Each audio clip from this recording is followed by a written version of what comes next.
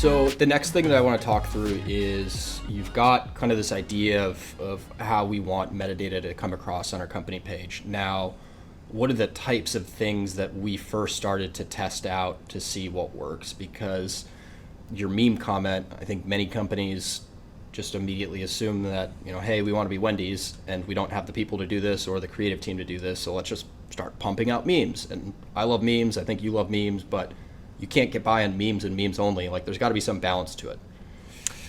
Yeah, some of it too is like the goal of even your overall strategy. So you could have one company and their goal is just purely impressions, engagement, etc. It doesn't really matter if it ties back to the brand. It doesn't really matter. Like, we just want, eyeballs. And so, you could get more, I don't want to even use the word, but viral. Like, you could get more. Go make it viral. Yeah, go make it viral. I've never been told that. Not here, but I swear nobody's ever said that. Just go viral. So, but you could have some, more generic content is going to get liked more. More broad-based stuff is going to get liked more and more impressions. More, some simple opinions. Anybody who's been on LinkedIn or been on social kind of knows, like, oh, that really generic thing, why did that get liked so much? Well, because a lot of people can kind of get around it and tie to it.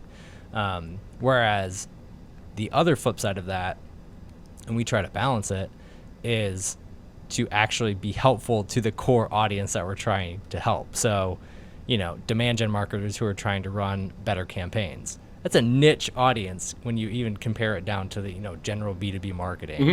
Mm-hmm. And so that limits in some ways what we can say, but that also means when we do have something to say that is actually super helpful to that group, they love it because it's like, oh, that, and it might be a smaller finite group, but if you get 4 to 5, 6, and then the more you add, the more people that end up liking that, there's more impact there because it's, oh man, metadata is super helpful. I might not even be using them yet, but they've just been dropping so much helpful content in my feed.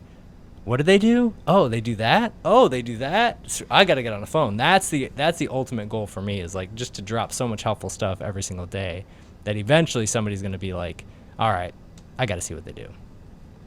I mean, that's the name of the game. That's exactly what we're trying to do. And I think we've talked about it on previous episodes, but whatever the made up stat is of 1% of your market is actively in market right now. Mm-hmm. It's how are you trying to build relationships with your future customers at scale well before they're ready to buy, so that whenever they are ready to buy, they're not considering anyone else. It's metadata and metadata only because they've been fanboying and fangirling for the last 6-12 months, and when they're ready, they're ready. Yep, totally, 100%. Yeah, and some of that too just comes down to, again, I'll beat this drum all day long, but if you come out of this with one thing, it's consistency. So it's showing up every single day with that value, so that they don't have, you're not forcing people to look you up in any way.